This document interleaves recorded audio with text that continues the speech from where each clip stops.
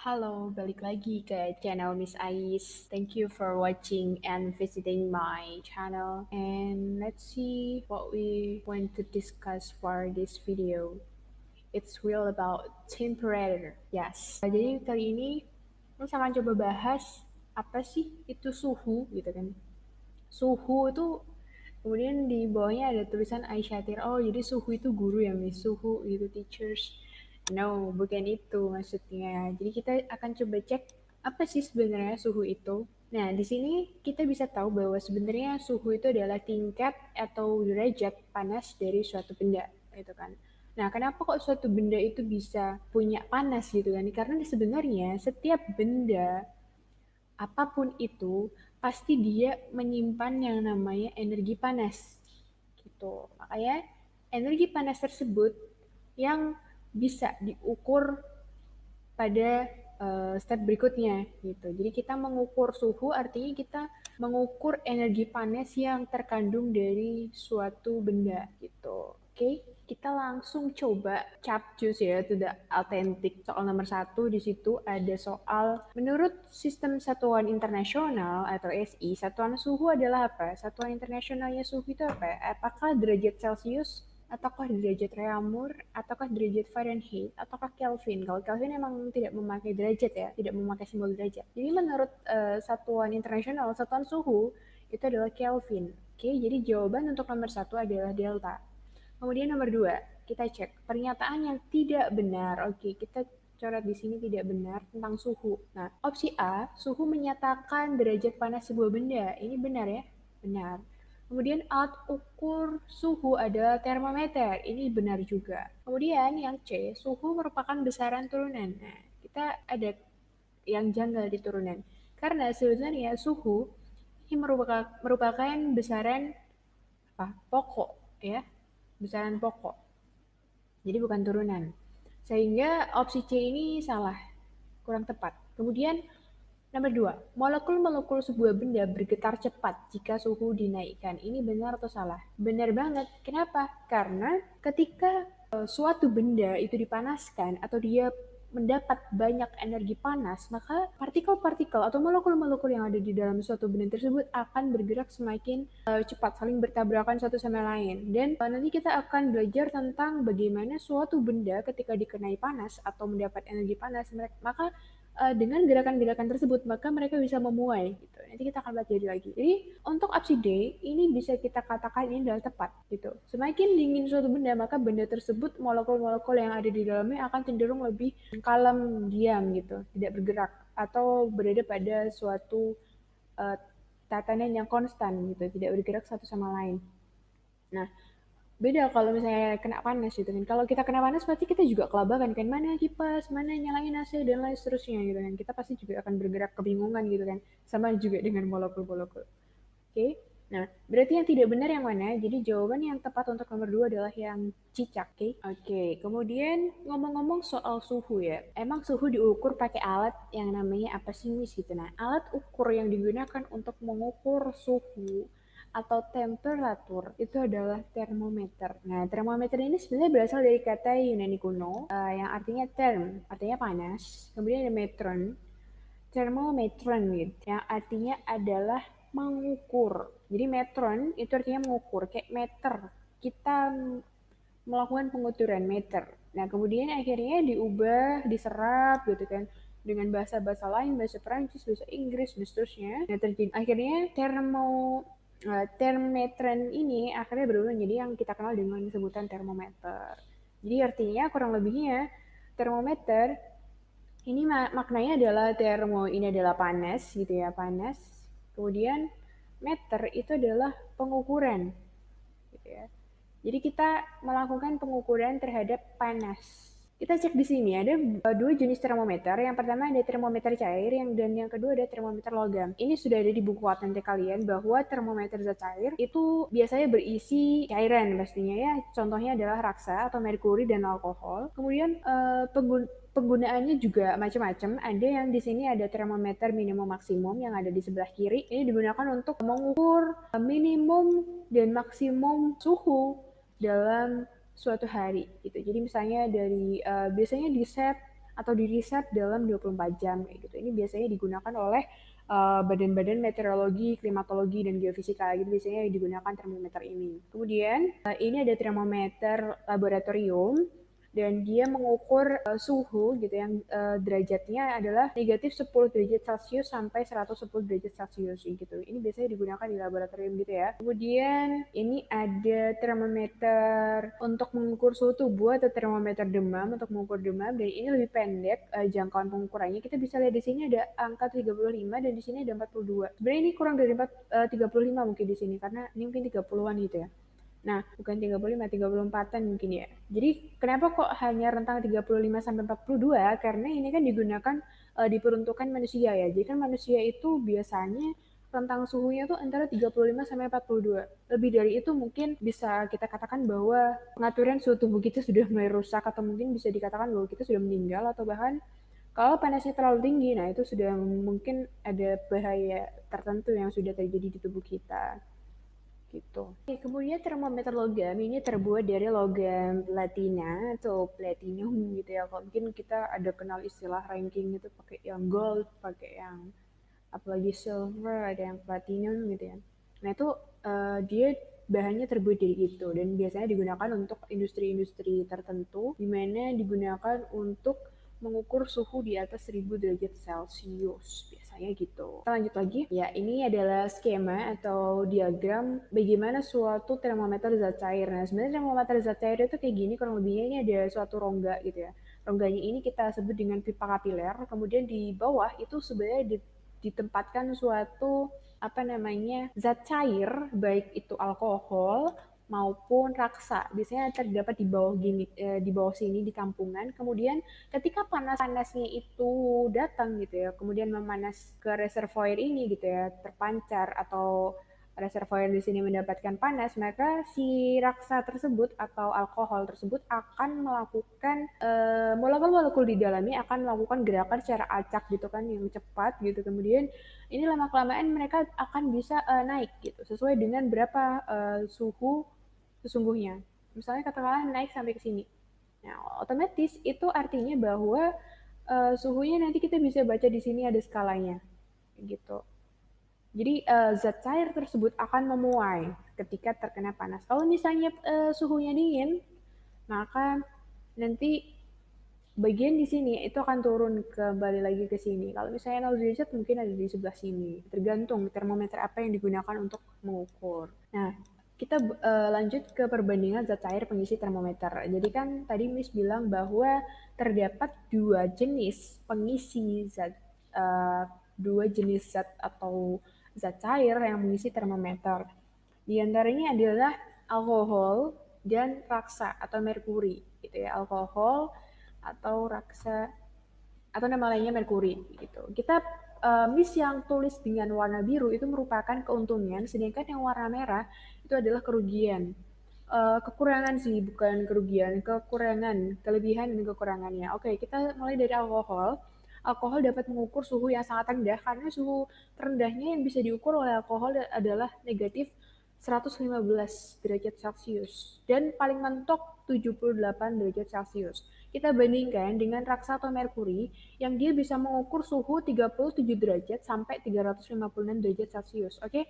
Nah, di sini kita bisa bandingkan bahwa raksa itu titik bawahnya itu sangat tinggi. 37 itu berarti suhu ruangan. Kalau misalnya kita boleh ini ya, suhu ruangan itu mungkin berkisar 37, bahkan kurang ya mungkin ya kalau di daerah yang dingin. 37 itu adalah suhu normal manusia, malahan 37 sampai 356 derajat. Nah, kenapa di sini Miss tulis negatif ini sebagai warna biru? Karena ini untung gitu kan, karena dapat mengukur suhu rendah. Sedangkan di sini ini justru malah menjadi kerugian gitu kan. Tapi raksa dia punya suhu atau suhu maksimum yang bisa diukur 356 derajat Celcius. Sedangkan di alkohol bahkan titik didih air pun tidak bisa diukur menggunakan alkohol. Karena apa? Karena alkohol ini cepat menguap sifatnya.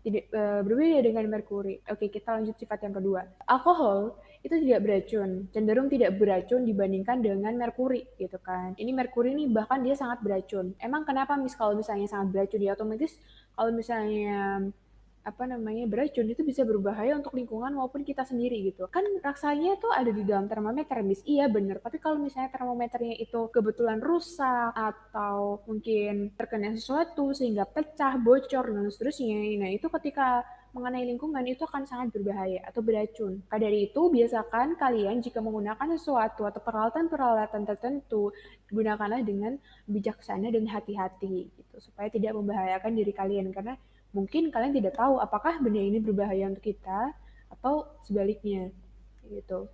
Alkohol cenderung tidak beracun, kemudian dia murah gitu.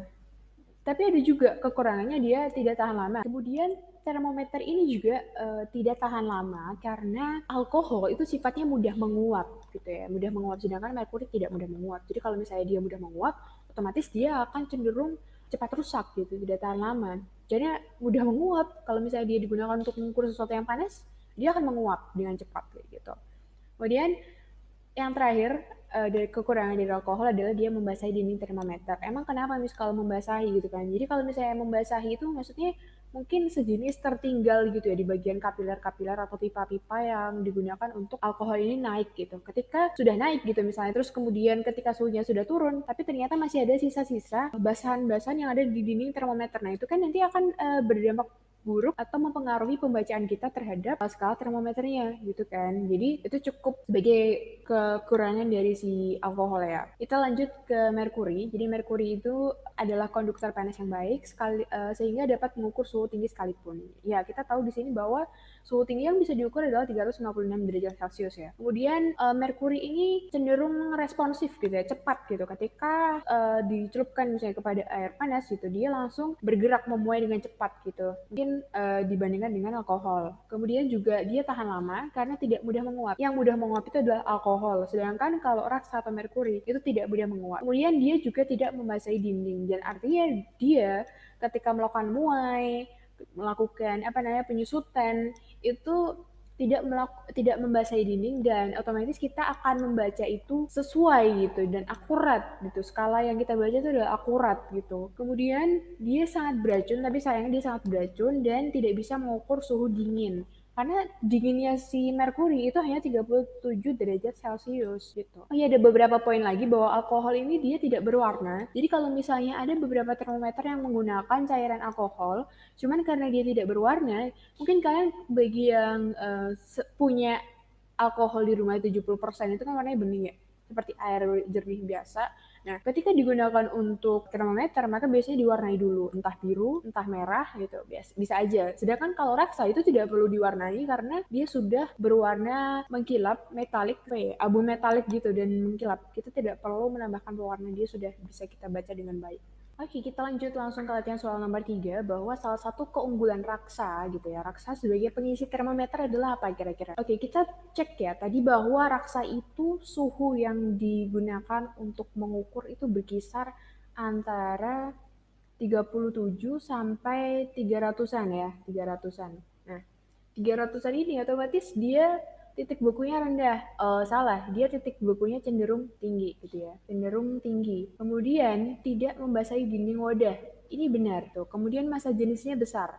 Massa jenisnya besar ini benar, cuman gimana? Apa hubungannya dengan pengisi termometer gitu? Gak ada hubungannya. Jadi ini bisa kita ya salah lah ya, salah. Kemudian dia adalah penghantar panas yang baik ya. Oke lah, dia penghantar panas yang baik. That's okay. Nah, terus gimana dong Miss kalau misalnya kayak gitu? Nah, kita lihat bahwa beberapa yang disebutkan di PowerPoint sebelumnya itu adalah dia tidak membasahi dinding wajah. Sorry, dia tidak membasahi dinding wadah. Sehingga jawaban yang tepat untuk nomor 3 adalah yang cicak. Oke. Kemudian nomor 4, air tidak dipakai untuk mengisi termometer karena apa? Tidak memuai ketika dipanaskan. Oh, pasti dia memuai gitu kan. Cuman pemuaiannya itu cenderung susah untuk diamati ya, karena kan air juga sifatnya bening seperti alkohol. Cuman alkohol itu rentang antara titik beku dengan titik uapnya itu atau beku dengan titik didihnya itu cenderung jauh gitu. Sedangkan kalau air hanya 100 derajat Celcius gitu kalau air. Kemudian volume air tetap ya, kalau dipanaskan juga pasti akan memuai, ini salah. Kemudian ini juga kurang tepat, air membasahi dinding. Otomatis iya, ini juga iya. Kemudian memiliki pemuaian yang kecil. Ini lebih tepat karena kalaupun membasahi dinding, si alkohol itu juga membasahi dinding gitu, tapi tetap digunakan sebagai termometer, pengisi termometer. Otomatis berarti air bisa dong, bisa, cuman ini kurang tepat gitu. Jadi jawaban yang tepat adalah karena memiliki pemuaian yang kecil, delta. Oke, kita lanjut lagi ke sini. Ini sebenarnya sudah jelaskan ke kalian bahwa ada 4 skala yang kita gunakan dalam membaca skala suhu panas suatu benda. Gitu. Di sini ada Celsius, ada Fahrenheit, ada Kelvin, ada Reaumur. Yang satuan internasional ada yang Kelvin. Oke, masih ingat kan ya tentang nomor 1 tadi di soal muncul. Nah, kemudian di sebelah kanan itu sudah ada perbandingan antara suhu Celsius, Fahrenheit, Reaumur, dan Kelvin. Ini sudah jelaskan bahwa angka 5, 9, 4, 5 ini didapatkan dari hasil selisih boiling water point atau titik didih air gitu ya, dikurangi dengan titik beku air gitu, titik beku air. Oke, jadi kita bisa pastikan bahwa Celsius itu 100 dikurangi 0 artinya ada 100 gitu ya. Di sini ada 100 selisihnya, kemudian ini dikurangin ini, nanti hasilnya adalah ada perbandingannya. Nanti hasilnya itu adalah 5 dibanding 9 dibanding 4 dibanding 5. Oke, jika ingin memastikan, misalkan coba hitung di sini bahwa Celsius itu artinya adalah 100 dikurangi 0. Oke, maka hasilnya adalah 100. Kita tulis di sini 100. Kemudian di sini ada Fahrenheit, itu adalah 212 dikurangi 32. Oke, dikurangi 32, otomatis ini adalah 0, 1 dikurangi 3 berapa? 8, kemudian ini ada 1. Oke, jadi adalah 180. Kemudian reamurnya itu adalah 80 dikurangi 0, maka hasilnya adalah 80. Kemudian Kelvin itu hasilnya adalah 373 dikurangi 273. Oke, jadi kita bisa tulis di sini 273, maka hasilnya adalah 0, 0, dan 1. Jadi adalah 100. Oke, jadi kalau misalnya ini sama-sama dibagi dengan 20 gitu ya, ini semuanya dibagi dengan 20, maka hasilnya adalah berapa? 100 dibagi 20, ini adalah 5 banding 9, banding 4, kemudian dibanding 5. Nah, ini adalah ditaruh di sini.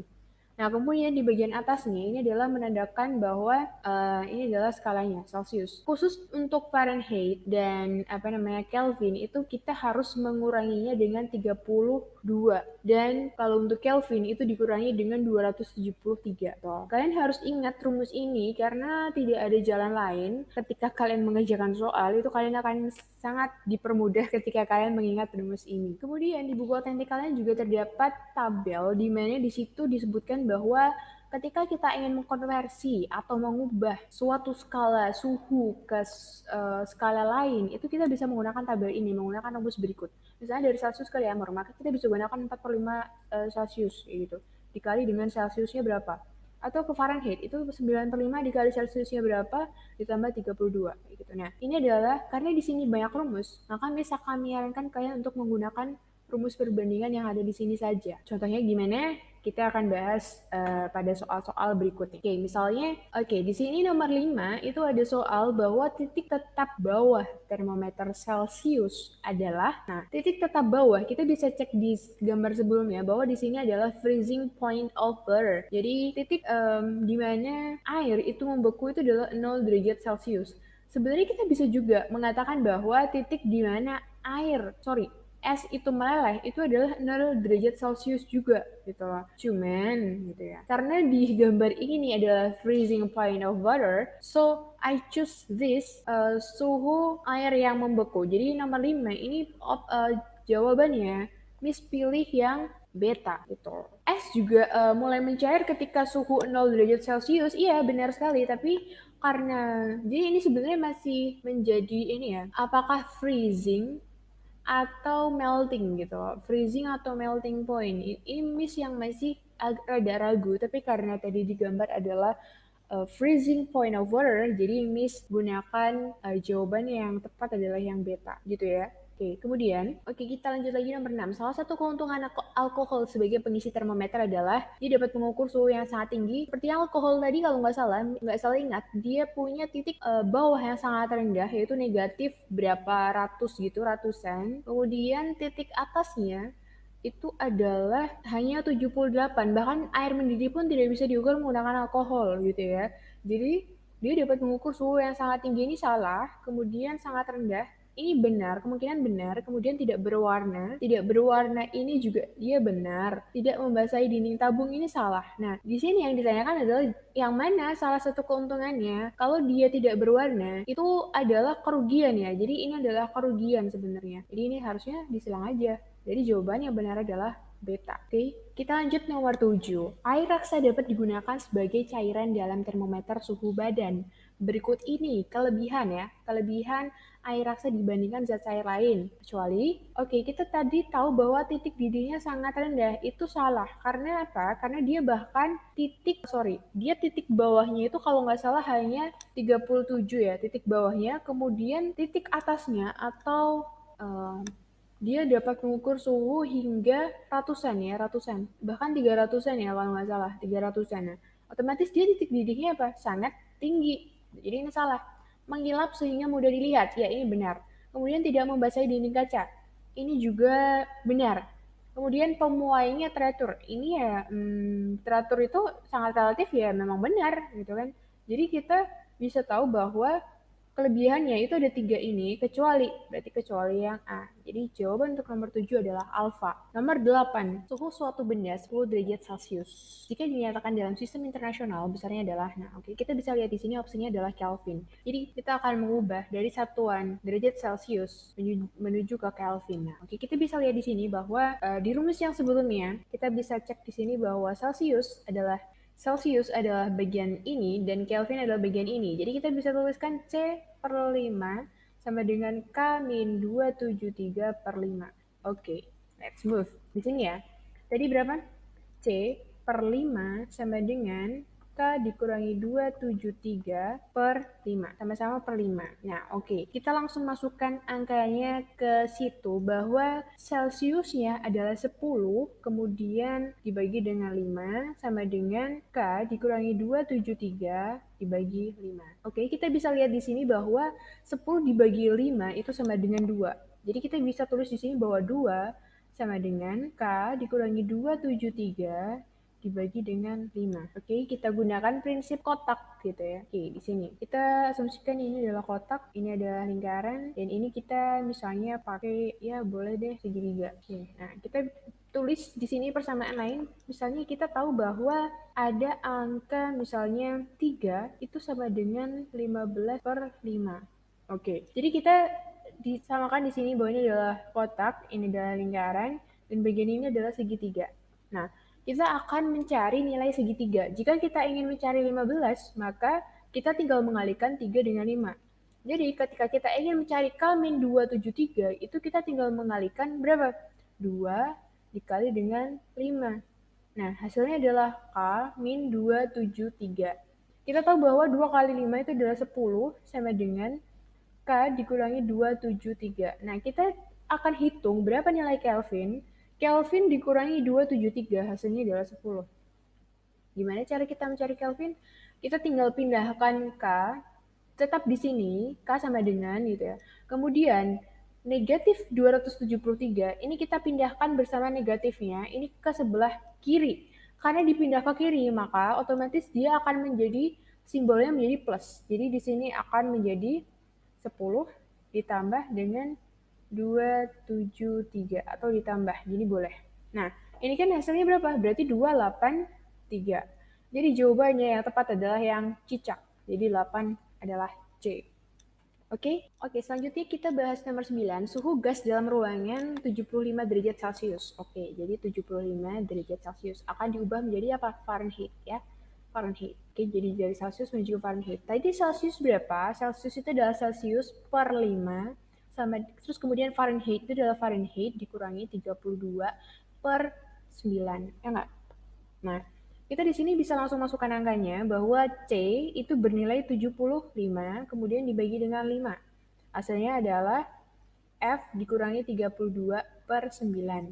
Nah, di sini kita bisa tahu bahwa 75 dibagi 5 hasilnya adalah 15, itu sama dengan F dikurangi 32/9. Kita bisa asumsikan di sini bahwa misalnya kita tahu bahwa 2 itu sama dengan 10 dibagi 5. Jadi kalau misalnya kita ingin mencari F, itu kan sama dengan kita mencari angka 10 kan? Karena kita akan mencari angka F-32, jadi ini kita anggap sebagai satu kesatuan ya. Kita akan mencari angka 10 di sebelah sini, maka kita harus mengalihkan 2 dengan 5, ya nggak? Jadi kita bisa kalikan di sini bahwa 15 kali 9 itu sama dengan F dikurangi 32. Oke, kita cek di sini 15 kali 9 berapa? 15 kali 9 itu adalah ini 5, karena 45, kita simpan 4-nya, kemudian 9 ditambah 4 berapa? 9 ditambah 4 itu adalah 13. Jadi 135 itu sama dengan F dikurangi 32. Jadi F-nya ada berapa? F-nya adalah 135, karena negatif 32 kita pindahkan ke sebelah kiri, maka akan menjadi plus. Jadi kita bisa hitung bahwa 135 ditambah 32, hasilnya adalah 167. Jadi jawabannya adalah yang A. Oke, selanjutnya misalkan coba bahas nomor 10. Jadi nomor 10 itu ada Celsius diubah menjadi ke Fahrenheit. Oke, jadi kita bisa cek tulis di sini bahwa Celsius per 5 itu sama dengan Fahrenheit dikurangi dengan 32 per 9. Kita cek di sini bahwa suhunya untuk yang Celsius adalah 100, kita masukkan di situ, diper dengan 5, sama dengan Fahrenheit dikurangi 32 per 9. 100 dibagi 5, itu 20, ya kan? 20 sama dengan Fahrenheit dikurangi 32 per 9. Oke, ini masih dengan prinsip sama tadi, misalnya kita punya 2 sama dengan 10 per 5. Kita akan mencari 2, kita akan mencari 20, kita akan mencari 10 ya di sini, kita akan mencari F min 32, maka caranya adalah dengan mengalihkan 2 dikali dengan 5, gitu kan. Otomatis kita harus mengalihkan 20 dengan 9. Jadi 20 dikali 9 adalah 180, ya nggak? 2 kali 9 itu kan 18, jadi tinggal ditambah 0, 180 sama dengan F dikurangi 32. Nah, Fahrenheit-nya berarti adalah 180, ini dipindahkan ke kiri, maka menjadi plus 32. Jadi hasilnya adalah Fahrenheit sama dengan kita tambahkan 180 ditambah 32 sama dengan 2, 8 tambah 3 berapa? 11, simpan sini 1, jadi 2, 2, 1, 2. Ya, sudah cantik nih angkanya. Jadi jawabannya adalah alfa. Oke? Oke, kita lanjut nomor 11. Di situ ada suhu suatu zat diukur dengan termometer Yamur. Jadi ada termometer Yamur, dan jika diukur dengan termometer Celcius akan jadi berapa? Nah, derajat Yamur diubah menjadi derajat Celcius. Oke, jadi kita bisa tulis di sini bahwa untuk nomor 11 itu Yamur itu perbandingannya adalah Yamur per 4 itu sama dengan Celcius per 5. Ini paling gampang, ini yang paling disuka karena dia tidak ada penambahan maupun pengurangan suhu seperti di Fahrenheit maupun Kelvin gitu. Jadi paling suka dengan ini. Oke, jadi 60 ya kan, 60 per 4 itu sama dengan berapa Celsius per 5 gitu. Oke, kita bisa langsung bagi ini, yaitu hasilnya adalah kurang lebihnya 60 dibagi 4 itu kalau misalnya kalian bingung boleh pakai coret-coret begini. 6 dibagi 4 itu hasilnya adalah 1, 1 dikali 4 adalah 4, maka sisanya adalah 2. Nah, 20 dibagi 4 adalah 5. Jadi hasilnya adalah 15 sama dengan C per 5. Oke, jadi C itu kita bisa, ini udah mirip lah, mirip dengan yang 2 sama dengan 10 dibagi 5 gitu kan. Untuk mencari 10 otomatis kita harus mengalihkan 2 dikali dengan 5. Jadi C itu sama dengan 15 dikali 5. Nah, kita tinggal kalikan dong. 15 dikali 5 itu sama dengan 5 kali 5 berapa? 25. Kita tulis angka 5-nya, 2-nya kita simpan di sini. 1 dikali 5 hasilnya adalah 5. 5 ditambah 2, 7. Jadi hasilnya adalah 75 derajat Celcius. Oke, jadi jawabannya adalah yang beta. Oke, kita lanjut ke nomor berikutnya, yaitu adalah nomor 12. Oke, nomor 12. It's amazing. Daerah ukur termometer klinis adalah, termometer klinis ini maksudnya adalah termometer yang biasanya digunakan untuk kegiatan-kegiatan klinis yang berhubungan dengan kesehatan manusia ya, untuk mengukur suhu tubuh manusia gitu kan berapa. Nah, itu adalah jawabannya adalah delta. Ini nggak perlu dihitung, cuman ini udah menjadi pengetahuan umum ya. Oke, jadi jawabannya adalah delta. Oke, sekarang kita lanjut ke nomor 13.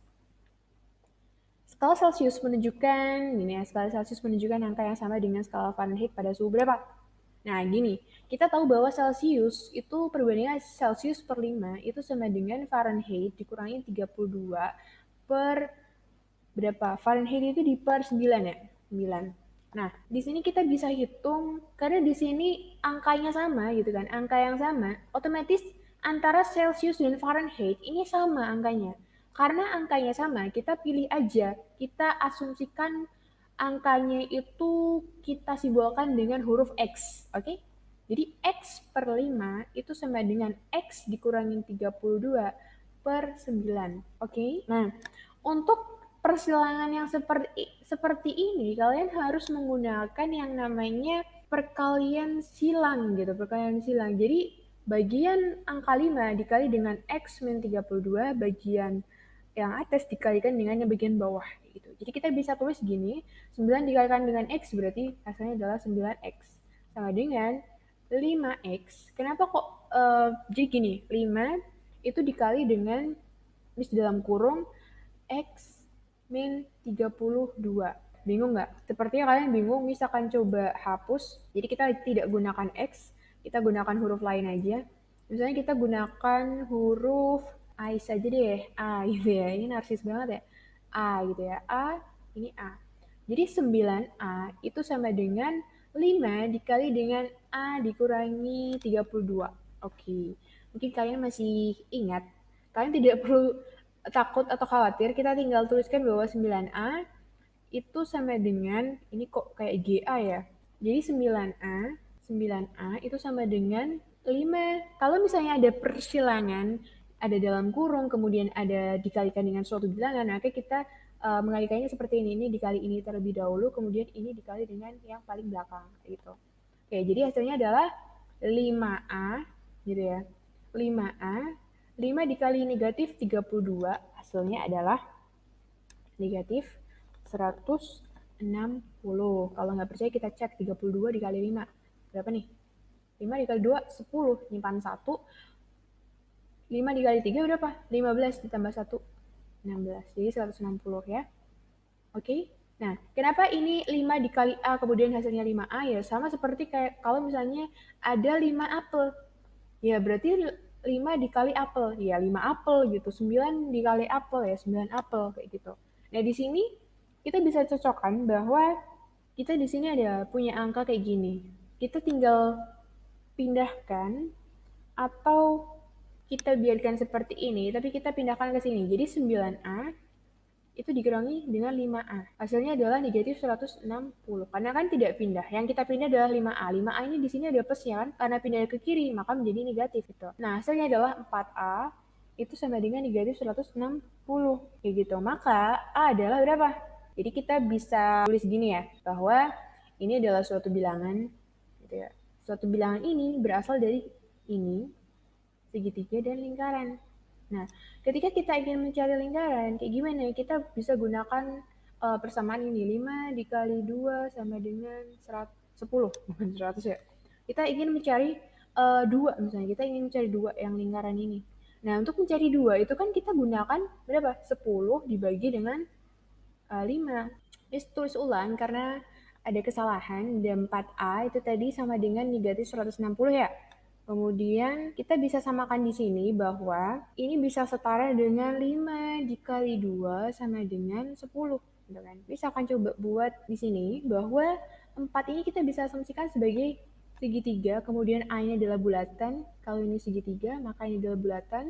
Dan ini adalah kotak ya, ini adalah kotak. Nah, kalau misalkan mencari 2, gitu ya, misalkan mencari 2, maka kita harus membagi antara 10 dengan 5.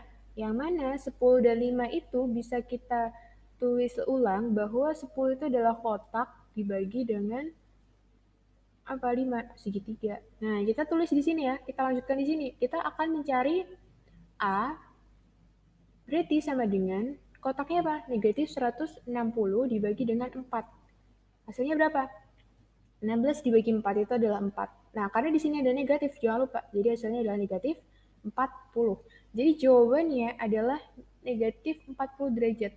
Maka Celsius dan Fahrenheit itu punya suhu yang sama ketika ada suatu benda suhunya adalah negatif 40 derajat. Itu di Celsius hasilnya segitu, di Fahrenheit hasilnya juga segitu. Gitu, oke? Kita lanjut ke soal berikutnya. Nah, di sini ada seorang anak sakit demam ketika diukur dengan termometer memiliki 2 skala. Angka yang ditunjukkan skala Celsius adalah 40 derajat Celcius. Oke, 40 derajat Celcius itu setara dengan berapa reaumur? Nah, di sini paling gampang ya. Jadi, tulis dulu mulai dari rumusnya, yaitu adalah Celcius per 5 sama dengan reaumur per 4. Oke, Celciusnya berapa? 40 per 5 sama dengan reaumurnya adalah kita belum tahu, kita cari kemudian dibagi dengan 4.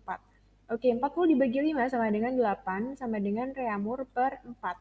Karena kita di sini bisa samakan seperti tadi ya, bahwa kita akan mencari 2, itu sama dengan 10 dibagi 5. Maka dari itu, kita bisa pastikan bahwa reamur di sini adalah hasil perkalian dari 8 dikali dengan 4. Jadi reamur sama dengan 8 dikali dengan 4. Hasilnya berapa? 8 dikali 4, 16 ditambah 16 berapa? 32 derajat. Ini adalah suhu reamurnya. Jadi jawabannya adalah yang beta. Oke. Jangan lupa subscribe dan tetap pantengin video baru dari Miss Ai. See you on the next time. Bye-bye.